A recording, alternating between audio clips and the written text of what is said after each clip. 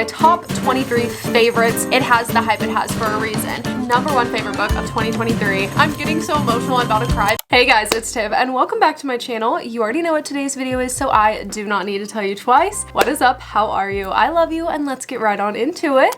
Today we are going to be talking about my 23 favorite books of 2023. Now in 2023, I personally have read 57 books, which might not be as much as other people, but for me that is a good amount because this is actually the first full year I have read in my whole life. So I'm really proud of myself that I have read 57. Out of the 57, I have obviously chose my top 23 favorites. In this top 23 favorites, we have 15 romance. I would just like to preface by saying the majority of this year, I was in my romance era. Just within the last few months, I have really started to love fantasy, which is why most of it is romance, 5 fantasy, 1 YA fiction, and 2 YA mystery thrillers. Mystery or thrillers or both. Does that make sense? I hope that makes sense. With that being said, let's get started. Starting with number 23, we have The Lake by Natasha Preston. This is a YA mystery thriller, and I thoroughly loved this, obviously, because it made it to this list. This book basically follows these 2 girls. They went to this summer camp when they were younger, did something bad, and never ended up going back until years later they're coming back as camp counselors. Weird things start happening. They start getting anonymous messages hinting that somebody knows what they've done, and it was so good. The ending of this book is absolutely crazy. I still to this day find myself randomly thinking about how this book ended. I'm someone who gets scared so easily, so Natasha Preston's books are some mystery thrillers that I can go to and read to kind of fulfill the urge to read a mystery thriller without getting so scared that I can't sleep at night. This was so good. I would honestly highly recommend it, especially if you're someone like me who gets scared very easily. I think this would be such a good book for you. Coming in at number 22, we have The Wicked Remain by Laura Paul. This is the second in the Grimrose Girls duology, so if you want to read this, obviously, I would read the first one first. I'm not going to go too much in depth about what this book is about since it is the second one. This duology basically follows 4 different girls' POVs. 3 of them used to be friends with this girl, but she ends up dead and they rule it as a suicide. The 4th girl comes into town from somewhere else and starts attending the school and is staying in the room and in the bed of the girl who ended up dead. Now, the 3 girls that used to be friends with this other girl and the new girl are starting to become friends, and they soon find out that their friend in fact did not commit suicide, but she was murdered, and she is not the first girl to end up dead at this school, and all of these murders are linked to ancient fairy tale curses, so they have to figure out how to break this curse in order to essentially save their lives. I thought these books were so fun. I really enjoyed reading them. I think this second one in particular I just enjoyed more because I had more of a relationship and connection to the characters since we had already met them and been with them so long in the first book. I also just think that this wrapped up the duology so beautifully, and I would definitely recommend if this is your kind of vibe because I feel like a lot more people would really enjoy this if they actually read it. Moving on, we have Things We Never Got Over by Lucy Score. Now, if you know me, you know I love Lucy Score's writing. Personally, I love how big her books are. I think she writes the best slow burns. Her characters have so much depth, and she writes amazing banter and tension between her characters, and I really loved it. In this one particular though, Knox and Naomi, I thought they were such a beautiful couple. I thought they fit together so well, but their personalities individually were just so good. There was things Knox would do for Naomi in this book that were just so sweet and was just like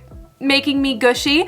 Just wow, this book was just so good. I feel like I could sit here and just say the same things over and over again about this book, but genuinely I thought this was so good. I haven't finished the series yet. I still need to read the other 2, and I wholeheartedly want to in 2024, but I did really love this, and I just love her writing. Anything she writes, I feel like I'm just gonna eat it up. Coming in at number 23, I don't know why I said that so dramatic, but we have The Deal by Elle Kennedy. I loved this book. I thought this was such a good book. Okay, this is a hockey romance. It is the first in the off-campus series. We have Mr. Garrett Graham, who is very infamous, and then we have Hannah. They are also like complete opposites. She's very smart, which is kind of how they end up getting into some type of thing with each other. The way Garrett just handles himself in this friendship and eventually relationship with Hannah, he is so sweet and so gentle with her. He is so selfless with her. One thing I just kept thinking while reading this book is, oh my god, he is so selfless. Like, he is genuinely just putting her first and doing everything he can possibly do for her, and it was so sweet, even though he is also so broken himself. Just know this is so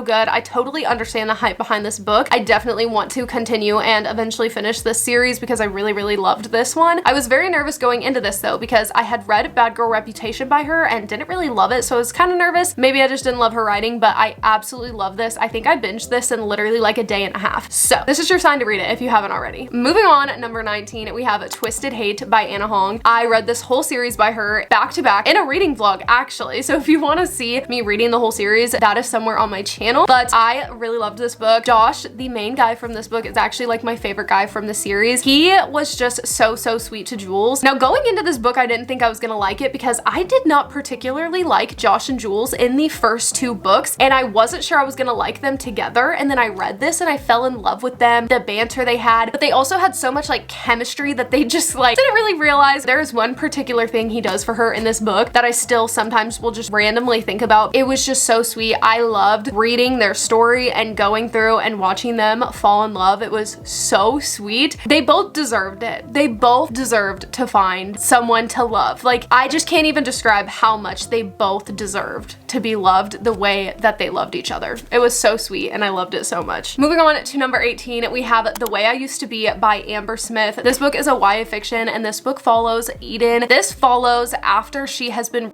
by her brother's best friend. It's kind of her story throughout all of high school of what happens to her as a person after this traumatic thing has happened to her, how she changes to try to become someone who was not the girl that happened to. This was just done so beautifully. I genuinely think everyone ever should read this because I feel like this highlights so many things that maybe people don't realize. I feel like this really opened my eyes to even just a percentage of the inner turmoil that people go through when that happens to them. Her not even wanting to hug her mother because the touch just makes her skin crawl. Genuinely just think everyone needs to read this because unfortunately this is something that happens way too frequently, and I think that Amber Smith did a very good way of showing just how much it affects Eden throughout her entire high school career. I mean, the second one of this just came out and I would really love to read it sometime soon. I'm getting emotional. This book was just so good, and again, it's about a very emotional topic, but I definitely think everyone should read it. Okay, number 17 is Love in Other Words by Christina Lauren. I also have a reading vlog of me reading this book on my channel from January, I believe is when I read this, and I just remember reading this and falling in love with it because I would read certain things and it would like take me back to high school when I was falling in love with my husband, would remind me of like certain smells I would smell when I was with him, like after he would play basketball at the gym and he would be sweaty, and I know that sounds weird. There's a specific scene where she describes him smelling like boy sweat, so that's what I'm coming from. This book was just so sweet and so wholesome. You go through their lives and you watch Macy and Elliot start to go from being strangers to being friends to being in love with each other to not talking, and 11 years later they're running into each other, they're being in each other's lives again, but what happened 11 years ago? Why did they stop talking? It's a very beautiful, very emotional story. I cried, I laughed, I blushed, I kicked my feet, I cried some more. It's so good, and I genuinely would recommend this to a lot of people because it's so good, and it's hyped up for a reason. Speaking of hyped up books, next for number 16, we have Better Than the Movies by Lynn Painter. I read this in my Letting Booktubers Choose My Read for a Week video. Haley fam, of course, chose this. If you didn't guess that, you must not watch her. This book was so sweet. This is a YA like fiction romance. The story in this was so good. I was very pleasantly surprised to go into this and figure out that there was a little bit of fake dating in this because if you know me, you know. I love fake dating. It's my favorite trope. So I was very thoroughly, pleasantly surprised by this book. I don't know what that sentence just was, but you get what I'm saying. So cute. I don't even know how else to describe it without like just spoiling stuff for you, but it is genuinely just such a sweet read. It's also so fast paced. Like if you are looking for a little palate cleanser, you just read like a bunch of fantasy or even just one fantasy and you're like, I need a quick, easy, simple, but very fun romance, pick this up. Pick this up. It's so good. Another book, I was laughing, crying, kicking my feet, blushing, all the things. I was so giddy. It was so sweet. Like I literally loved this book so much. Moving on to number 15, this one was actually kind of a surprise to me, but I have recently figured out over the last few months, I have been thinking about this book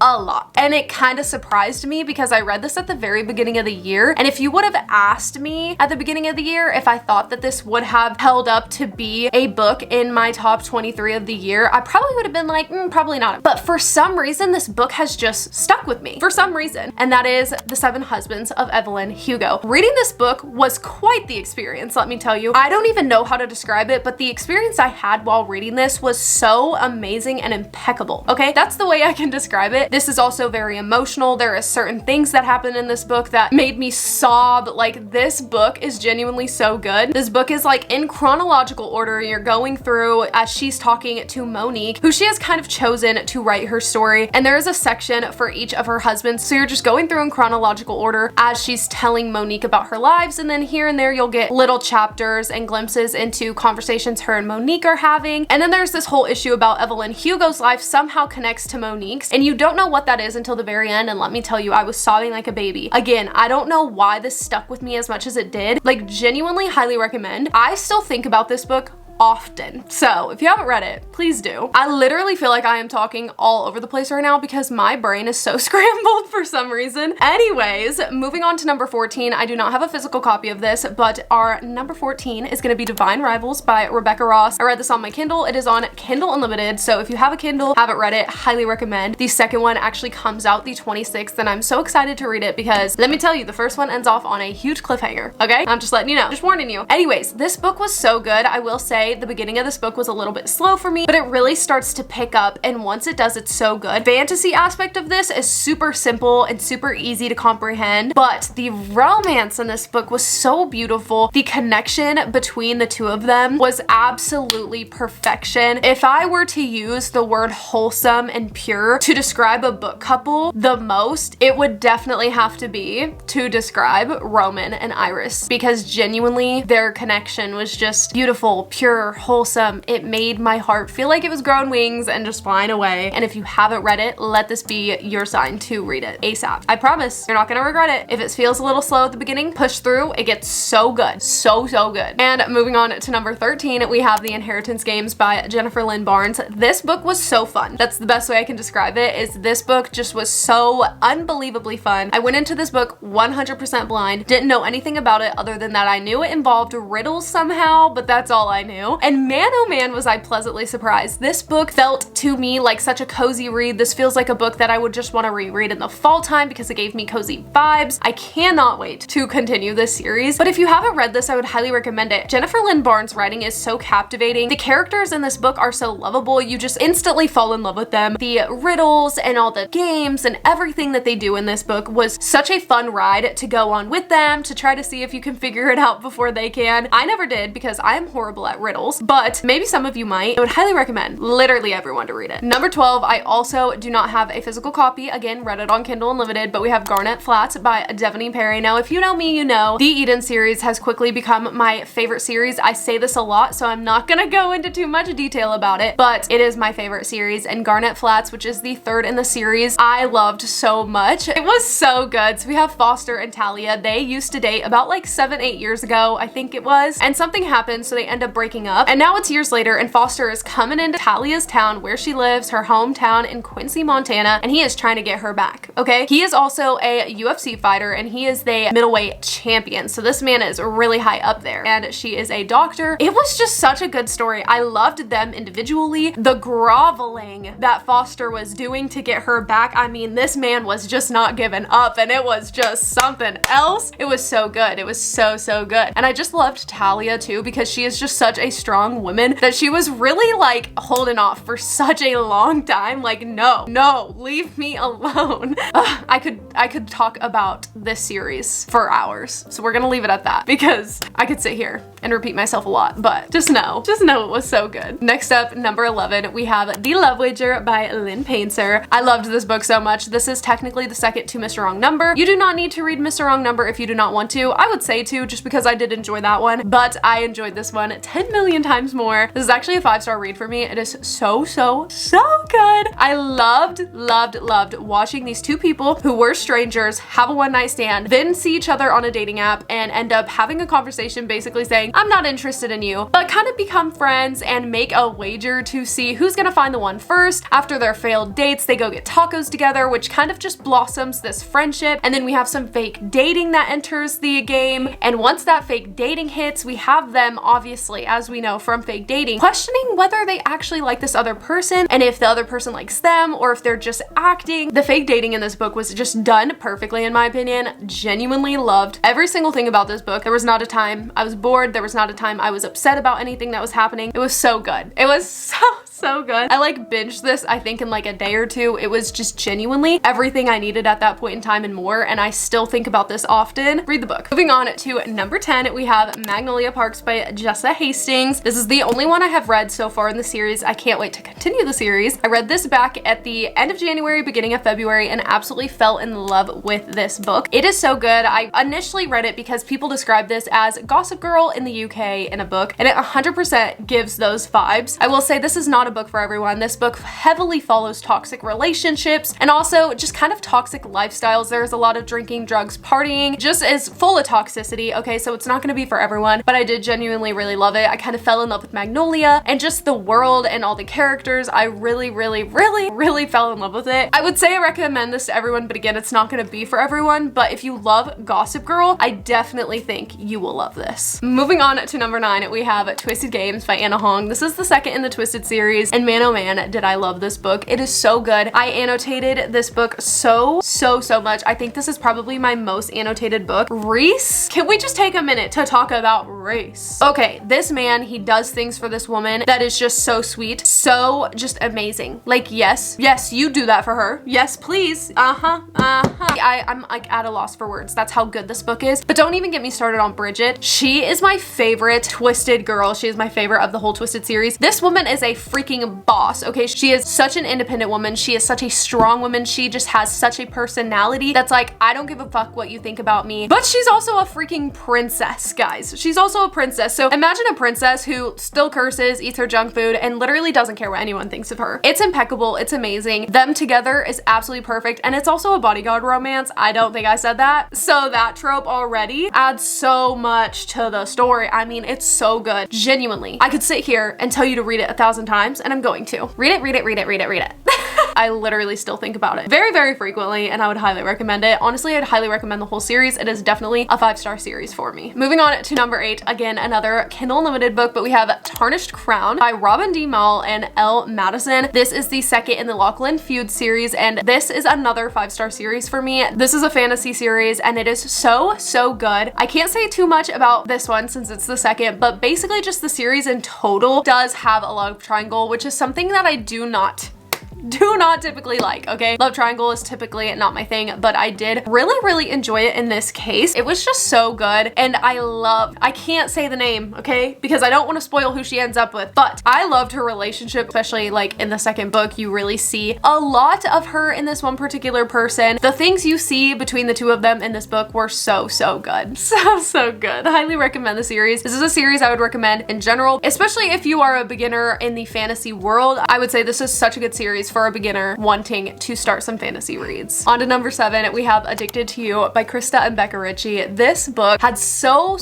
much hype. I was very scared going into it. I wasn't going to agree with the hype, and then I ended up reading it and totally 100% agreeing with the hype. Lily and Lo are literally soulmates. I've heard so many people say that. I didn't understand it, and then I read it and I got it. They literally are. This book is so beautiful. My friend Ainsley actually just bought this, and I cannot wait for her to read it because I just know she's gonna love it because it is so good. It is worth all the hype it gets. If you don't know what it's about, it basically follows Lily and Lo, and they both have these addictions. Lily is addicted to sex and Lo is addicted to alcohol. You follow them as they have been in a fake relationship for years to hide their addictions from their families, and then they end up deciding that they want to date for real, but they quickly find out that they're kind of just fueling each other's addictions, and that's not healthy and that's not good. It's just so beautiful. Like, genuinely, it's so good. Highly recommend. This book is such an emotional ride. I cried so much while reading this. I am so attached to this world, to these characters. It is so good. I literally feel like I'm gonna cry. Just read it. It's so good. Moving on to number 6, we are getting down to the wire. We have The Love Hypothesis by Ali Hazelwood. When I read this book, there are so many things about this book that just hit so well for me. Fake dating, first of all, main trope in this book, impeccable. Ali Hazelwood's writing, impeccable, crazy. There wasn't too much smut in this. There was just enough. And also, Olive and Adam are one of my favorite couples of the whole year.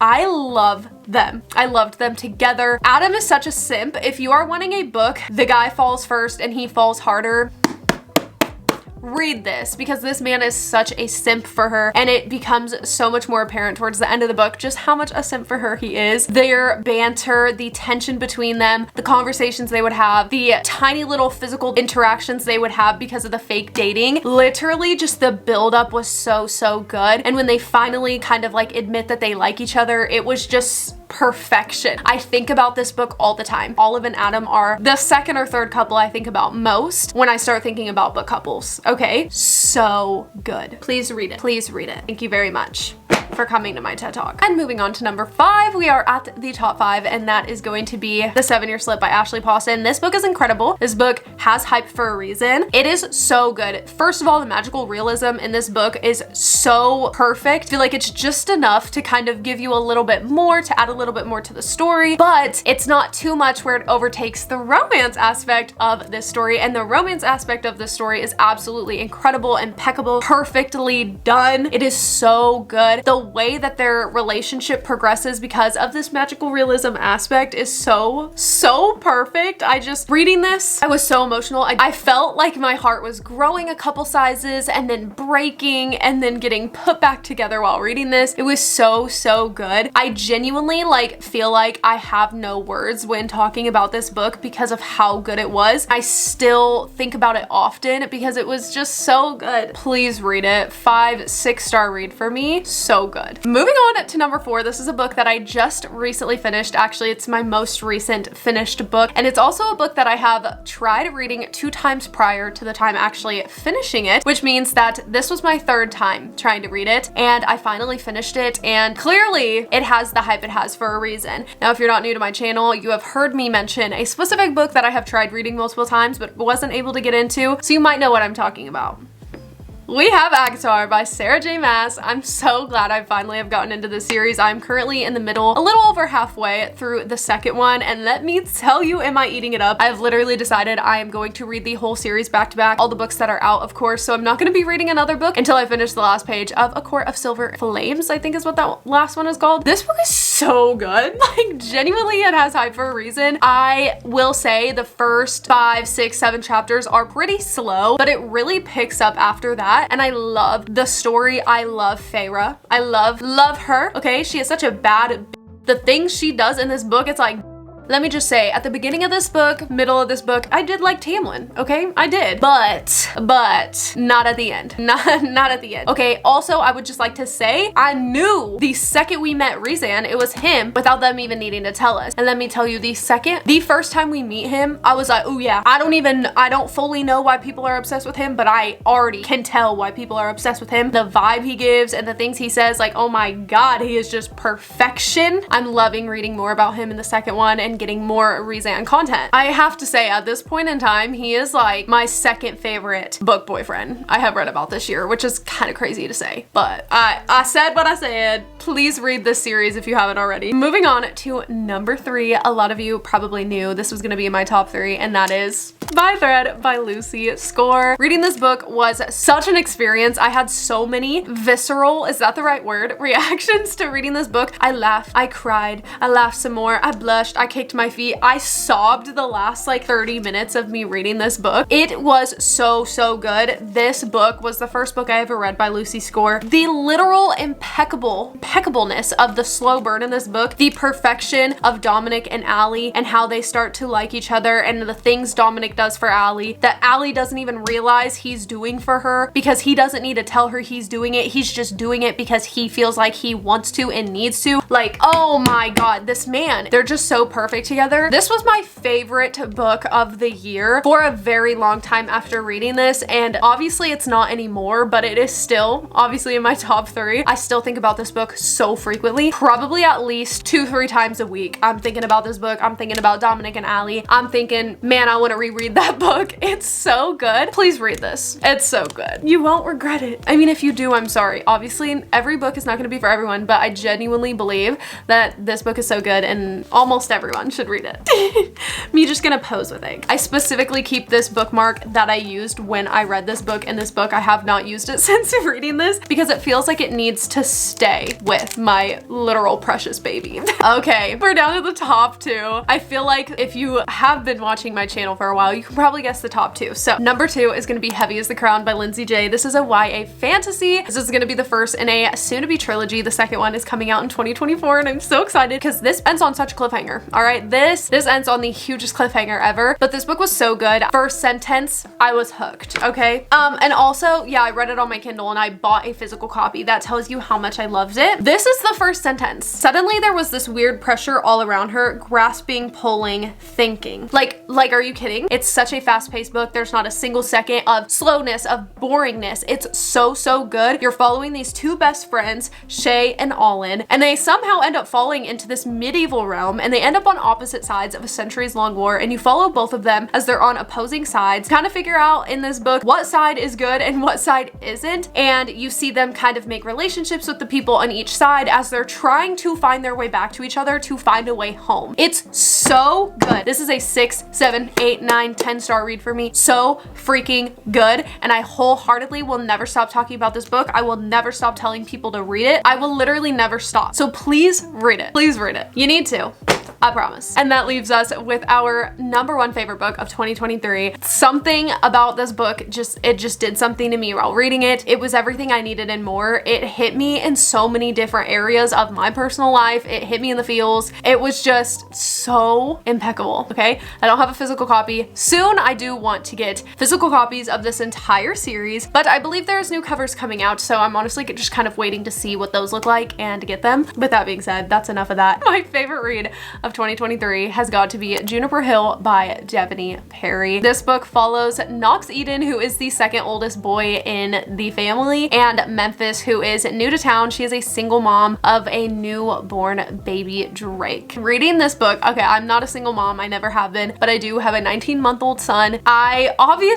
He was a newborn at one point, and there was just things about motherhood that I read in this book that I would just start sobbing reading because I knew how she felt. I had been there. Like when you're up at night and your baby just won't stop crying, they won't go to sleep, and you literally just feel so at a loss and don't know what to do that you just start crying with them. I have been there. I have done it. I'm getting so emotional. I'm about to cry because genuinely this is how this book made me feel reading the whole thing. This book has just hit me directly in the feels. Like when I read it, Knox would do things for her in this book that were just so unbelievably amazing and sweet. I genuinely know that like a big part of the reason why I love this book so much is the fact that I am a mother and I could relate so much to Memphis, but their relationship was also just so beautiful. Watching Memphis and Knox fall in love was amazing, and watching Knox fall in love with Drake was amazing. Genuinely so good. I could sit here and tell you it's so good forever. Okay, I could. There's literally a point in this book where Knox is talking to his older brother from Indigo Ridge, and he is basically saying that their kid wakes up super early, and Knox talking about Drake, his not actual child, is basically like, not mine. Mine's a night owl. Just like I'm getting chills, emotional. I can't. So good, please read it. Anyways, I'm gonna cry. Also, my battery's about to die, so we need to wrap this up. I hope you guys enjoyed this video. If you did, don't forget to give it a thumbs up and subscribe if you are not already, because we have a lot of fun over here and we want you to join the fun. I love you guys so much, and I will see you in the next one. Peace. Oh, whoops. There has got to be a good thumbnail in there. There's gotta be, because I just did that for so long. I'm hot. I'm sweating. That was too much. That was too much. Do not need to tell you twice. That's not the order. Okay, let's try again. Let's start again. Majority, so good. I'm like, I feel like I am talking all over the place about this book. Why can I not think properly right now? My thoughts are all over. Let's start that book over. I'm sweating. I should not have been recording for 12 minutes and only talk about 2 books. Oh my goodness. I'm literally sweating. In the fantasy era,